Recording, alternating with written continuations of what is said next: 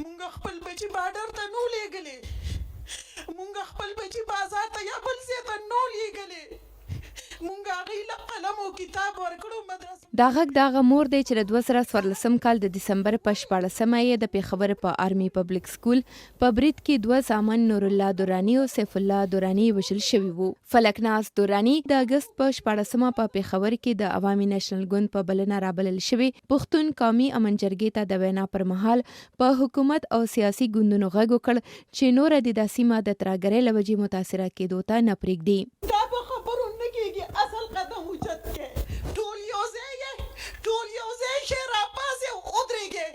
یقین وکړئ چې د ټول ملک فوج ستاسو څه نشي کولی، صرف چې دا د دې خلک هم ودرېږي او انصاف وغواړي. نوموړي دا خبرې په داسې وخت کې کړي چې د اګست پر 21مه د ترهګرۍ ځپل شوو په یاد کې وغې ته د عقیدت پیرزونې وړاندې کولو په موخه نړیواله ورځ لمانځل کیږي.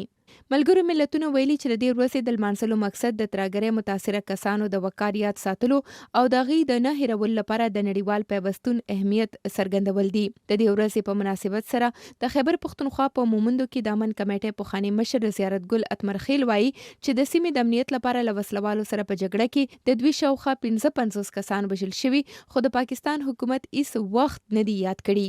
موږ سره په خپله په امن کمیټۍ کې تقریبا 55 کسان شهیدان شوي وو، 80 کسان را سره زخمیان وو. نو دې کې خو زما ټول کلیواله او خمواله خو یو پکې زما خپل خورایم دلته پېښور کې دوی شهید کو. ټي ټي پي والا د عبدالولي ګروپ دوی موږ سره مخامخ جنګېدل، نو دوی ذمہواري هم قبوله کړې ده. موږ چې څومره قربانۍ ورکړې دي، موږ سره هم چا هغه قدم پورته نه کړ چې څومره موږ د دې ملک دپاره او د دې قوم دپاره قربانۍ ورکړې. کوم خلک چې موږ سره شهیدان شو د هغوی خو بالکل نه حکومت پوښتنه وکړله او زموږ خو د وسې نه وه د هغوی پوښتنه. د پاکستان حکومت هر کال په قومي ورځو هغو پوځیانو ته جایزې ورکوي چې د خپل هېواد د دفاع لپاره قربانۍ ورکړې وي. ملګري ملتونه وایي په داسې حال کې چې د ترهګرۍ متاثره کسان له غیر یقیني حالاتو او ذهني فشار سره مخامخ دي، په نړۍ کې وسلوال شخړې، پرتشدد بریدونه او د ترهګرو فعالیتونه دوام لري او دا حالات د ترهګرۍ متاثره کسانو رواني مسئلې لا نورې زیاتوي. ملګرو ملتونو دا بیان په داسې وخت کې ورکړي چې په پاکستان او په تیره بیا په خیبر پښتونخوا کې یو وارې بیا امنیتي حالات خراب شوي دي. ځینې داسې ویډیوګانې هم خپرې شوي چې پکې د تحریک طالبان پاکستان وسلوال د سوات په ځینو غرونو کې ښکاري. د سوات یو اوسیدونکي سوراب خان وایي چې ترهګرۍ د دې ژوند ته ډیر تاوان رسولی. هغه په 2008 کال کې د دوی د کلي په یو جومات د وسلوالو طالبانو د برید په اړه ویلو سره زیاتوي چې اوس یو وارې بیا د وسلوالو فعالیتونو زیاتېدو اندېښمن کړي دي. ډېر مخکې دلته بمباري وشو برطانه کلي باندې، نو په هغې کې تقریبا 11 کسان چې هغه وفات شو. بیا د هغې نه بعد چې نو خلکو جرګه جوړه کړه چې یاره د طالبان دلته راځي او دا د خپله لارښوونې موږ بندوو. جومات کې زموږ جرګه وه، دې طالبانو موږ ته وویل چې یاره تاسو راشئ، زموږ مشران نه دي تاسو سره کښېني او هغې نه بعد به خبرې وکړو. موږ د اصلحې سره هغه ټول هر څه ګنډلي وو، خو دوی وویل چې نه زموږ مشران خفه کېږي او تاسو اسلحه دغه کوئ. چې کله اسلحه کېښوده او د دوی کسان نالو، نو دوی چې دی نو ډېر زیات رالو او 25-30 ګاډي په یو ځل راوړه ډک او غونډ چاپېر شو. چې څنګه چاپېر شو بیا به جومات باندې حمله وکړه او ډزې شروع کړې. په جومات کې تقریبا 105 کسان ناست وو، تقریبا په دې کې چې دی نو 27 کسان دي ویشتلي وو، دا کې 11 کسان چې زموږ نسب نه ویشتلي وو. فوج په 2009 کال کې په سوات کې د وسلوالو پر ضد پوځي عملیات کړي وو او ویلي وو چې دغه سیمه له وسلوالو پاکه کړې ده. په دې وروستیو کې په سوات او دیر کې د امنیت لپاره لاریونونه او جرګې هم وشوې. په سوات کې له عوامي نېشنل ګوند سره اړه لرونکي او سیاستوال عبدالجبار هم په 2009 کال کې د وسلوالو طالبانو په برید کې زخمی شوی وو. نوموړي د اګست پر 14مه مشال ریډیو ته ویل چې هغه د عوامي نېشنل ګوند د غړي افضل خان لالا سره په گاډي کې روان وو چې وسلوالو په ډزې وکړي.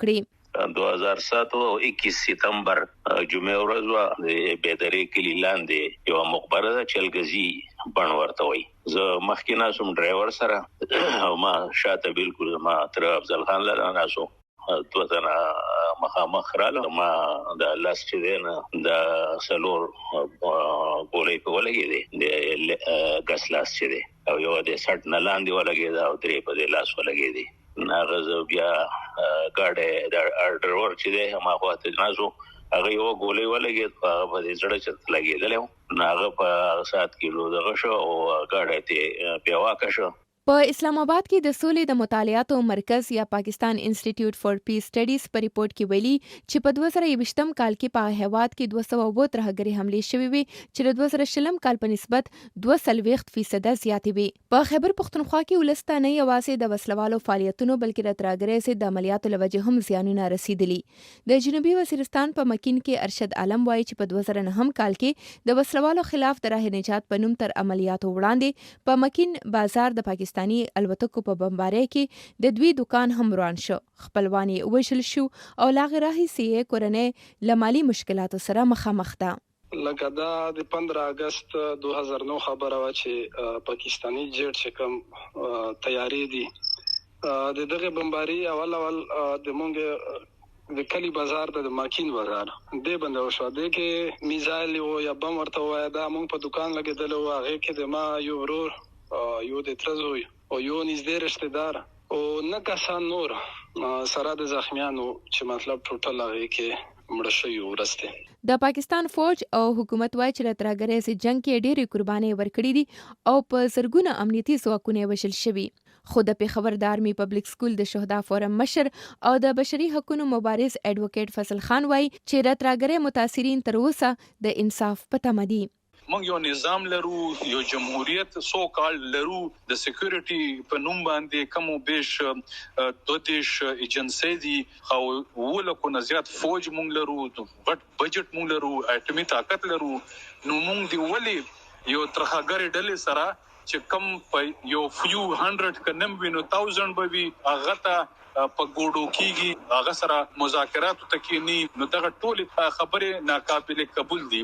په ترهګرۍ کې د ځینو وژل شوو کسانو کورنۍ وایي چې دوی ته د شهدا پیکج په مد کې پیسې نه دي ورکړل شوي. خو په خیبر پښتونخوا اسمبلی کې د مرستو او د بیا بحالۍ د قایمه کمیټې او د تحریک انصاف ګوندغړي فضل حکیم مشال ریډیو ته ویل چې په ترهګرۍ کې د وژل شوو کورنۍ او زخمی کسانو سره مرستې شوي دي او که څوک پاتې وي نو باید له دوی سره رابطه وکړي. چې سره آئین مطابق سره قانون مطابق ولې باندې کوم زمون قوم دی زمون خلک دی موږ د دوی نمائندگان یو موږ مطلب دی چې دا موږ ته د دوسترګي دي چې سم مسله د کم ځای خلک ان شاء الله تعالی ماته دی راځي او چې څه قانوني مله لار اور کوي آئینی لار اور کوي بالکل ولې ولنه کو.